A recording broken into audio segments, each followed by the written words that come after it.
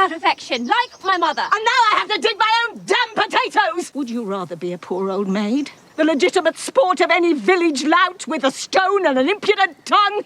Affection is desirable. Money is absolutely indispensable.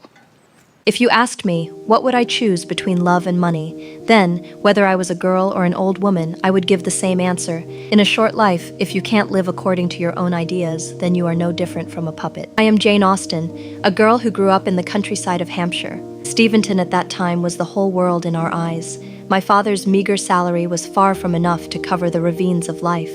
My mother's hands always had traces of coarse cloth that could not be washed clean and frostbite in winter. In between the endless housework, she had to do some needlework to supplement the family income. Poverty, like an invisible net, quietly enveloped this home. It was in such soil that I fell in love with weaving stories. For paper and pen are my refuge, and the characters in my writing are vivid and noisy, more noisy than the sparrows outside the window. An idea, like a restless seed, quietly took root in my heart. Perhaps I can use this pen to pave another path for myself, without having to rely on my father's meager income, and without having to bet my fate entirely on a marriage with an uncertain future. However, the answer is the mother's tired sigh.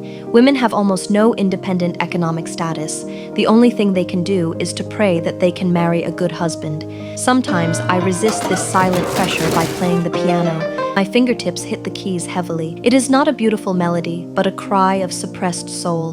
There is no appreciation in my mother's eyes, only a carefully calculated decision to visit Mrs. Gresham. Her manor is as gorgeous as another world, and the crystal chandelier reflects the light of wealth. The lady is rich but has no children. The only hope is the nephew left by her sister, the young Wesley. He is gentle and even a little dull, and he saluted me stiffly. I felt the burning desire in my mother's eyes. As long as I nod, the huge wealth inherited by Wesley will immediately melt the ice of our lives. No one thinks that the daughter of a poor pastor will refuse such a future. At the dance, Wesley awkwardly and sincerely reached out to me. His steps were slow, and he even stepped on the hem of my skirt. In embarrassment, I looked up, only to be met with an undisguised, mocking gaze. It was from Tom, the arrogant Irishman who broke into the family gathering, interrupted the war ode I had carefully written for my brother-in-law Henry, and sneered at me as an amateur writer, making me so angry that I tore up the manuscript. He leaned against the pillar, and the curve of his mouth was full of contempt. All my self-esteem seemed to be whipped, and in an instant, the image of an arrogant, rude, and disgusting male protagonist became clear in my mind. The muddy paths and dull days in the countryside did not wear away Tom's wild light. At first, his existence was like an angular stone that pierced me. His agile figure on the cricket field, his careful reading of legal books that were beyond my reach in the library, and even his handing me a copy of Tom Jones. We began to argue and debate, from literature to life, from idealism to realism. The reality in his eyes was chaotic and complicated. He said that the ending of the story I wrote could be guessed after reading only 3 sentences.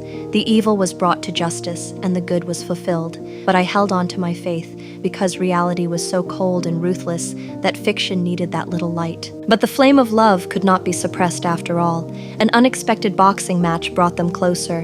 The amateur boxer in the town was mercilessly teased and beaten by an arrogant professional player.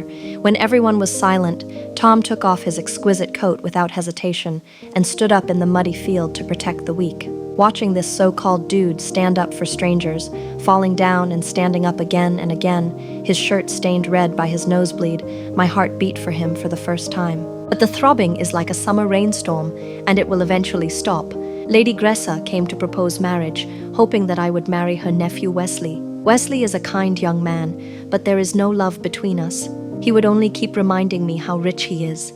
If it were other girls in the town, they might think that it was the most beautiful love talk in the world, but as a girl, I hated this kind of show-off the most, so I didn't notice that he couldn't hide his appreciation in his eyes when he heard my article. My desperate mother finally broke out after I rejected Wesley.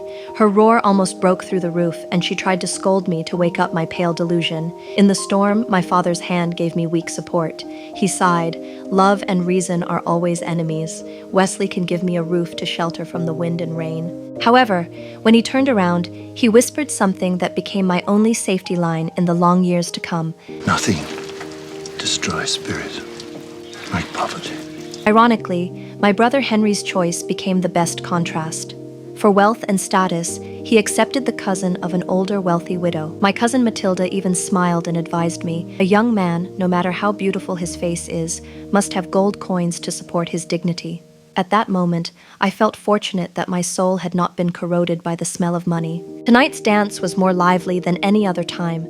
Celebrities from all walks of life drove their carriages to come because the venue was chosen at Mrs. Gresham's house. Under the approving eyes of the elders, I forced myself to dance with Wesley and then hurried away. I saw him, Tom. Before that, Mrs. Gresham called me out alone, almost forcing me to accept the proposal. In their eyes, if a rich gentleman was rejected by a poor girl, it would be extremely harmful to his reputation, and this was also the only chance to save the family from poverty.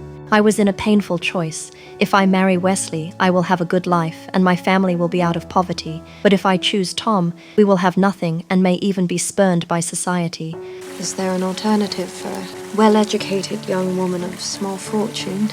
How can you have him? How can you, of all people, dispose of yourself with that affection? How can I dispose of myself with it? Tom's uncle is a chief justice, and he will never allow his nephew to marry the daughter of a poor pastor. We tried to elope. Before dawn, thick fog enveloped Steventon. I fled from home with my heart beating like a drum. Joy instantly overwhelmed reason. We jumped into the rented carriage as if running to the other side of freedom. During the bumpy journey, the coldness climbed along the fingertips. An unintentionally slipped coat, a piece of exposed letter paper, the scribbled but hot words on it pierced my eyes like cold thorns. The carriage wheels deeply sank into the cold quagmire at this time, and also sank our fleeing hearts. It turned out that he was never a bad boy, and he sent all the money his uncle gave him to his parents. I raised my wet eyelashes. I love you, and I love you deeply, but I have to leave. I will never give you up. But if our love destroys your family, it will destroy itself. The fire in Tom's eyes went out, and all that was left was despair and painful recognition. Outside the window, cold raindrops hit the glass, just like our love that was destined to wither before it even began. When I returned to Steventon, my soul felt as if it had been drained of its last breath. Mrs. Gresham's mockery was as sharp as a knife, and she wished she could turn into a physical entity and stab me. Fortune, importance, and fatally tainted by suspicion. But Wesley stood beside me in full view of everyone. I understood the feelings that Wesley couldn't express and wanted to apologize, but Wesley said it first. He respected my choice and knew that I would not marry someone I didn't love because I couldn't do it myself. It is a truth universally acknowledged. My father's library became my fortress again. Outside the window were the world's harsh comments and my mother's silent confusion.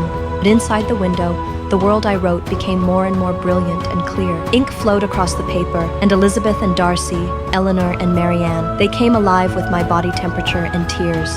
Those gorgeous words that I ruthlessly cut off due to the setbacks in reality, and the naive endings that I gave up because of Tom's frank criticism, were reforged by me to be sharper and more real. Novels are not to whitewash peace, but to dissect human nature, and to open up an eternal territory for true love and tenacity in the coldest world logic. Many years later, when I became a well-known writer, fate arranged a reunion again. At a literary gathering, I met Tom. He brought his daughter, Jane, my namesake, with him, and she had an adoring twinkle in her eye that reminded me of my younger self. Miss Orson, it was a pleasure to meet you. Will you read for us this evening? Well, you see, my sister never reads. But Jane. I will make an exception. I read a passage from Pride and Prejudice to her, my voice trembling. Pride prevents others from loving me, and prejudice prevents me from loving others. Tom stood aside with tears in his eyes. We didn't speak, but thousands of words met in our eyes. He wore a wedding ring on his ring finger, and my left hand was still empty. At that moment, I finally understood that love may fade away, but words can be eternal. I exchanged my lifelong loneliness for the immortality of literature. And Tom, the man who made my heart beat and heartbroken, will live forever in my novels and in the hearts of millions of readers. If someone asked me, which is more important, love or dreams, I would say that they are like the two ends of a scale, neither of which can be missing, that we do not have to be anyone's vassal, we can be the masters of our own destiny.